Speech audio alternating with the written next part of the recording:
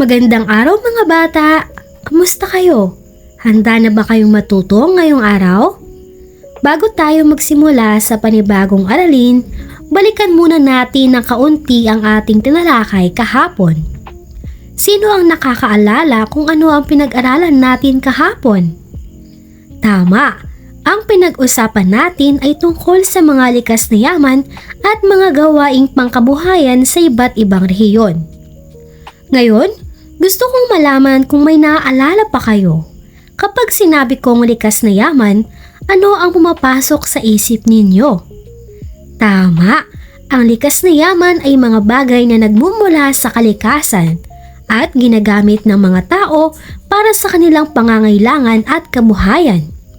Halimbawa, ang isda at iba pang lamang dagat ay nakakatulong sa mga mangingisda. Paano naman sa kapatagan? Maaaring magkaroon tayo ng mga taniman ng palay, mais, gulay at iba pang pananim. Paano naman nakakatulong ang mga likas na yaman sa mga tao? Mahusay! Ito ay nagbibigay ng pagkain, materyales at higit sa lahat, kabuhayan. Kaya habang pinag-aaralan natin ang iba't ibang rehiyon, mahalagang tignan natin kung ano ang likas na yaman ng bawat lugar at paano ito ginagamit ng mga mamamayan. Ngayon, alamin natin ang likas na yaman at mga gawaing pangkabuhayan sa iba't ibang rehiyon. Unahin natin ang rehiyon ng Mimaropa. May nakakaalam ba kung bakit tinawag itong Mimaropa? Ang Mimaropa ay mula sa mga unang bahagi ng pangalan ng 5 lalawigan: Mindoro, Marinduque, Romblon at Palawan. Ang Mindoro ay nahati sa Occidental Mindoro at Oriental Mindoro, kaya ang mga lalawigang bumubuo sa Mimaropa ay Occidental Mindoro, Oriental Mindoro, Marinduque, Romblon at Palawan. Dahil maraming isla ang kabilang sa rehiyong ito, hindi na nakakapagtaka na mayaman sa lamang dagat ang mga karagatang nakapaligid dito. Alam ba ninyo na ang Mimaropa ay kabilang sa lugar na sakop ng Coral Triangle Initiative? Ang Coral Triangle Initiative ay isang pagkilos ng 6 na bansa upang maprotektahan ang iba't ibang uri ng buhay at lamang dagat. Ibig sabihin, mahalaga ang pangangalaga sa dagat dahil dito matatagpuan ang maraming uri ng isda at iba pang yamang dagat. Bukod dyan, makikita rin dito ang mga bundok, burol, kapatagan at kagubatan. Sa mga kagubatan naman, may mga hayop at ibon na natatangi o makikita lamang sa ilang lugar. Halimbawa nito ang tamaraw sa Mindoro. Mayroon ding Palawan Flying Fox, Mindoro Imperial Pigeon at Mindoro Bleeding Heart. Kapag sinabi nating natatangi, ibig sabihin may mga hayop na natural na matatagpuan sa isang partikular na lugar. Paano naman ginagamit ang mga kapatagan? Sa mga kapatagan ng Mimaropa ay may malalawak na taniman ng palay, mais, niyog, saging, kalamansi, gulay at iba't ibang prutas. Sa Busuanga Island, Palawan naman, makikita ang mga alagang baka. Mayaman din sa mineral ang kabundukan ng Mimaropa. Sa pamamagitan ng pagmimina, nakakakuha ng iba't ibang mineral tulad ng ginto, tanso, pilak, bakal, zinc, nickel, chromite, cobalt, mercury, and chromium. May iba pa itong yamang mineral tulad ng coal, guano, phosphate, clay, marble, barite, jade, and silica. At alam ba ninyo kung ano ang lalawigan na partikular na kilala sa marmol? Ang Romblon. Kilala ang Romblon sa marmol na ginagamit sa paggawa ng iba't ibang bagay at maging sa mga gusali at bahay. Bukod sa likas na yaman, dinarayo rin ang Mimaropa dahil sa magagandang tanawin nito.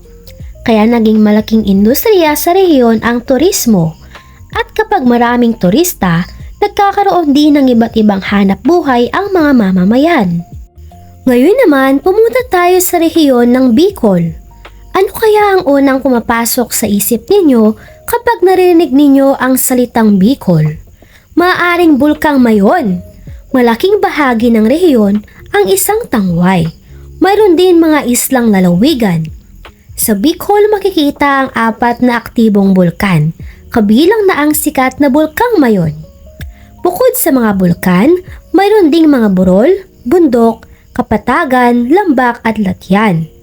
Bakit kaya matataba ang lupain sa ilang bahagi ng Bicol? Dahil sa mga nakaraang pagputok ng mga bulkan. Ang abo at iba pang materyales mula sa bulkan ay nakakatulong sa pagpapayaman ng lupa. Ano-ano naman ang mga pangunahing produkto sa Bicol? Kabilang dito ang niyog, abaka, saging, kape, langka, palay, mais, tubo, mangga, sili, pinya, pulot pukyutian, gulay, halamang ugat at halamang ornamental.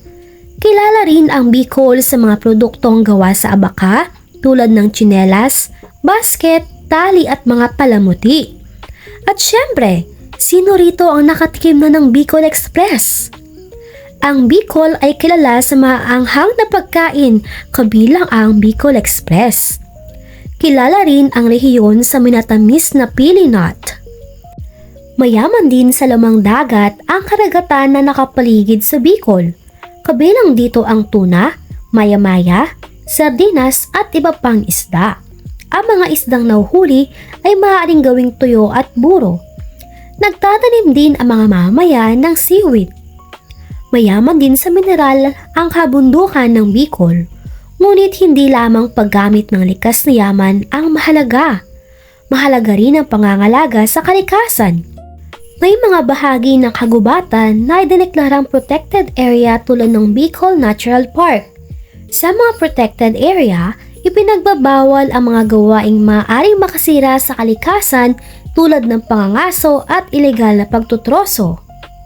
Sunod naman natin ang rehiyong Kanlurang Visayas.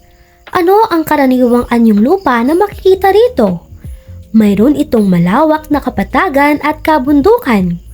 Sa mga kapatagan ay makikita ang malawak na taniman ng tubo.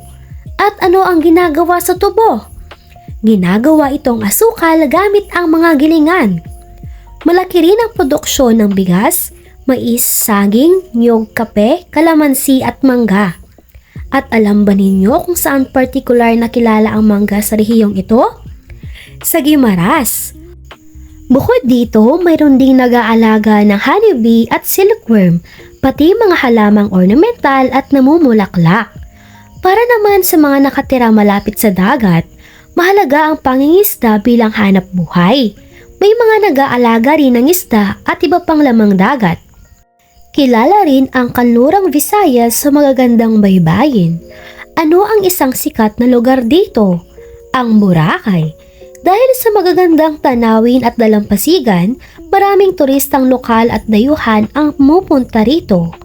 Mayroon ding mga mineral na nakukuha sa rehiyon tulad ng ginto, tanso, limestone, marmol, silika at manganese.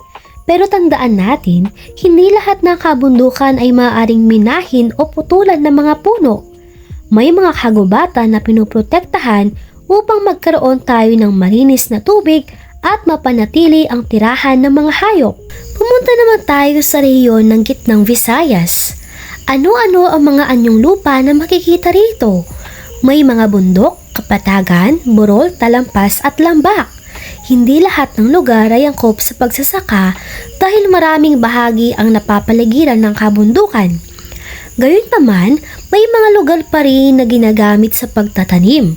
Kabilang sa mga itinatanim dito ang niyog, mais, mangga, saging, ubas, halamang ugat, tubo at gulay. Mayroon ding abaka, tabako at mga bulaklak. May mga lugar din sa Gitnang Visayas na kilala sa kanilang mga produkto. Ang Mactan Island ay kilala sa paggawa ng gitara. Ang Antequera Bohol naman ay kilala sa paggawa ng mga basket. At ito naman ang sikat na produkto ng Cebu, ang dried mango. Malaking industriya rin dito ang paggawa ng damit, kopra at mga handicraft na yari sa bato, kawayan, shell at kahoy. Sa dagat naman, bukod sa pangingisda, nag-aalaga rin ang mga mamamayan ng sugpo, ulang, alimango at halamang dagat. At syempre, hindi mawawala ang turismo. Ano ang sikat na tanawin sa Bohol?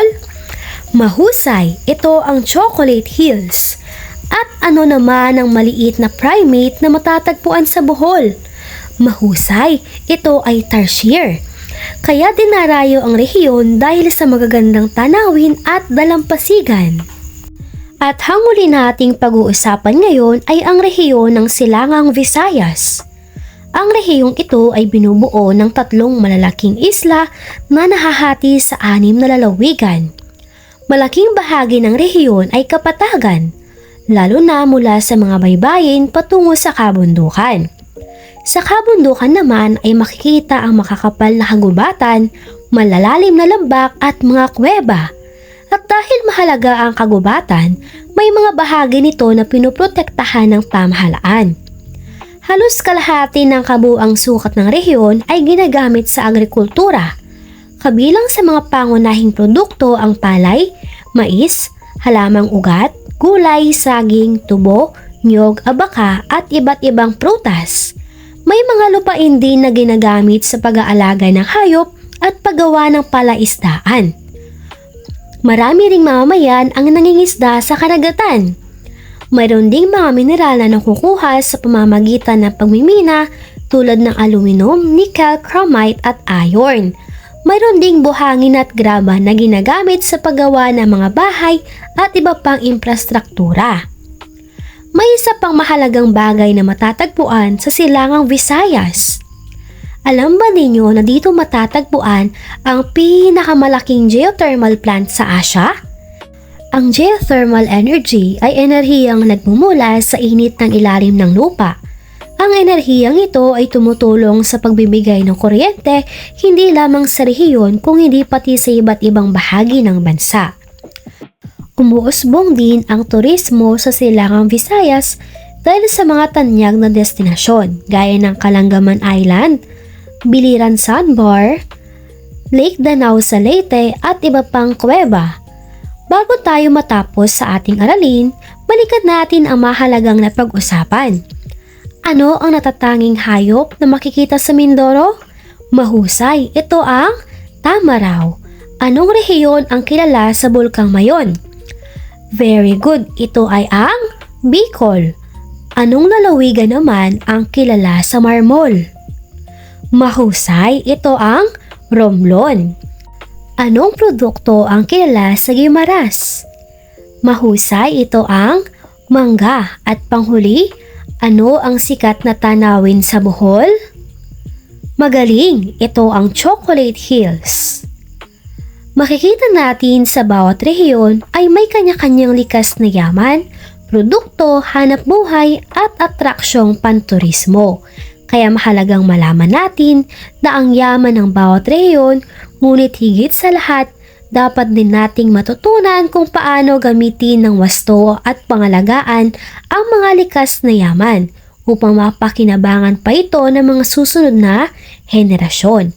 At dito nagtatapos ang ating aralin para sa araw na ito. Paalam, grade 4. Sana ay marami kayong natutunan.